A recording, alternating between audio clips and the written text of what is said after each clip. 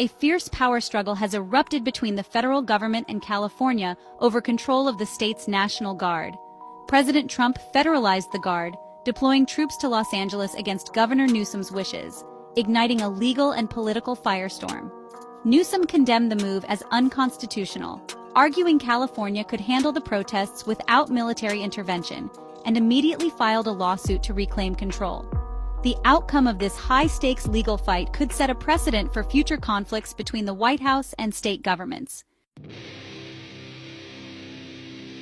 The crisis began with escalating protests that swept through Los Angeles, drawing thousands of people from all walks of life into the streets.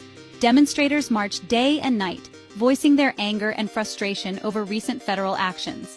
The spark was a series of high-profile immigration enforcement raids by federal agents, which many Angelenos saw as unjust and heavy-handed.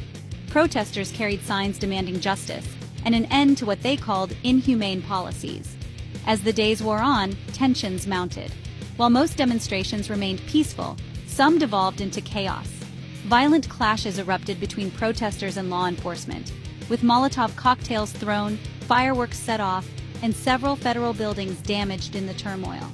Citing what he described as imminent threats to federal personnel and property, President Trump invoked his emergency powers. He ordered the California National Guard to be federalized and deployed U.S. Marines to the city, a move not seen in decades. The administration insisted that these extraordinary measures were necessary to restore order and protect lives. However, Governor Newsom and Attorney General Bonta quickly condemned the intervention, calling it an illegal overreach of presidential authority and a violation of state rights.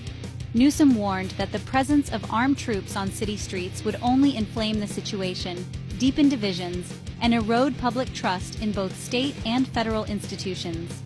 In response, California filed a lawsuit arguing that the president's order was a direct assault on state sovereignty and set a dangerous precedent for federal intervention in local affairs. The legal battle at hand revolves around a critical constitutional question. Does the president have the authority to federalize a state's National Guard under the Insurrection Act, even when state leaders object? This issue strikes at the heart of the balance between state and federal power, a debate as old as the nation itself.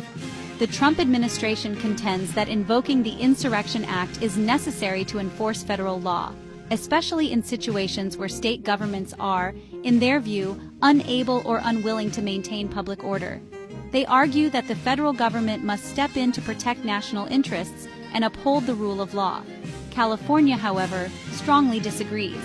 State officials argue that policing and maintaining order are core state responsibilities, and that the federalization of their National Guard was not only unnecessary, but also politically motivated and lacking a solid legal foundation.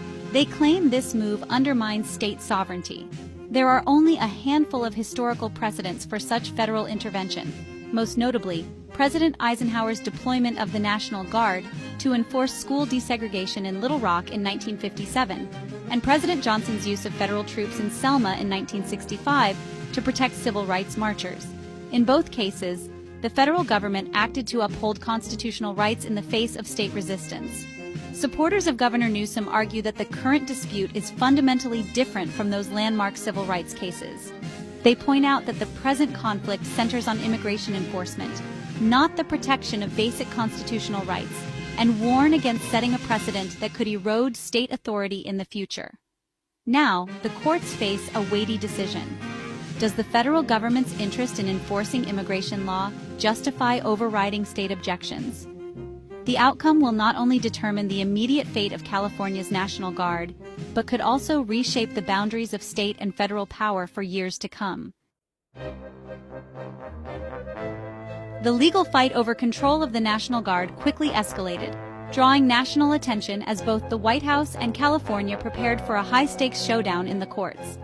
The dispute was not just about policy, but about the very limits of federal and state power in times of crisis.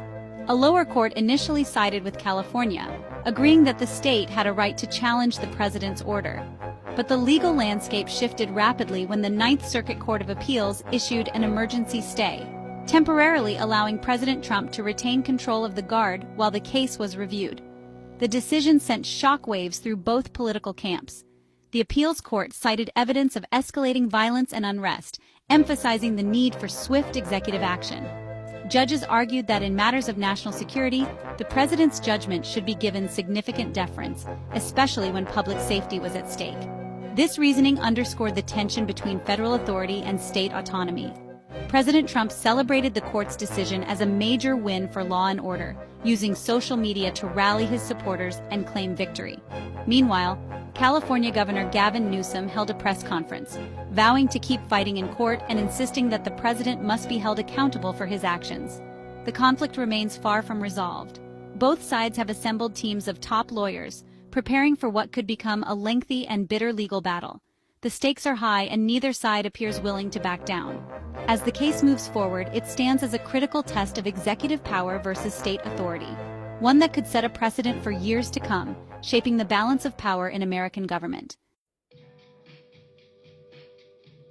The Ninth Circuit's ruling is temporary. The ultimate fate of the California National Guard is undecided. The case could reach the Supreme Court, raising profound questions about the Insurrection Act, presidential authority, and the 10th Amendment. The outcome will set a precedent for how presidents interact with states during civil unrest. This conflict highlights the tension between national unity and state self-governance.